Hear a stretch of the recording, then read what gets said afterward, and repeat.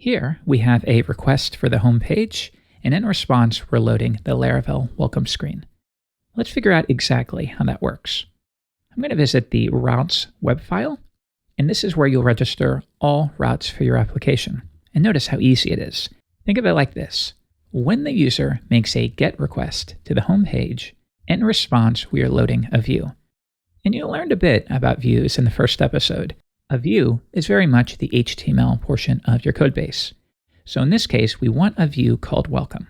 And as it turns out, views are stored in the resources directory. Resources, views, welcome.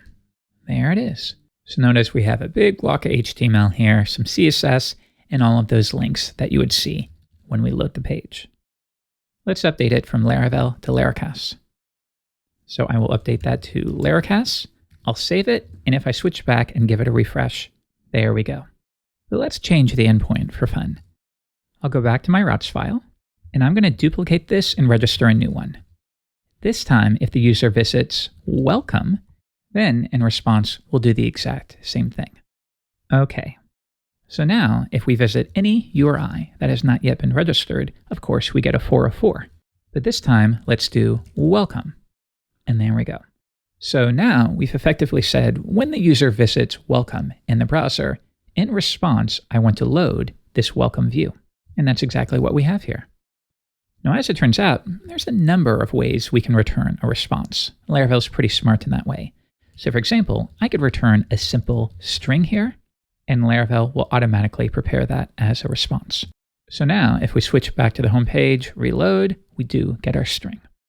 We can even return JSON. So for example, if I returned an array here, once again, Laravel will automatically convert that to JSON.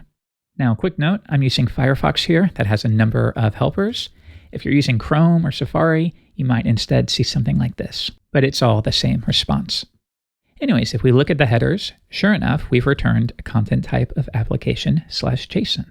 And this will become incredibly useful when you start building APIs down the line.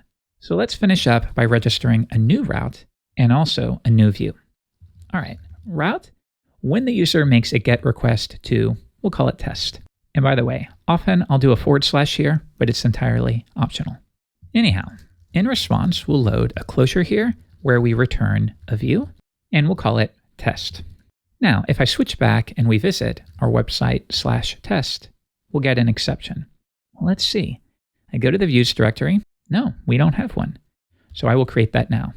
A new file called test, and we can do test.php or traditionally test.blade.php. Blade is a templating engine for Laravel that you'll learn more about in the future. All right, so for now, once again, I'm going to paste in a big block of HTML. And we'll say right here, test complete. All right, so let's go over it one last time. When the user makes a GET request, and for now, if you're not familiar with GET versus POST versus patch, just think of it as loading it in a browser. If we load this endpoint in the browser, in response, I want to load a view called test, and all views are in the resources views directory. And here it is. So if we give this a reload, there we go.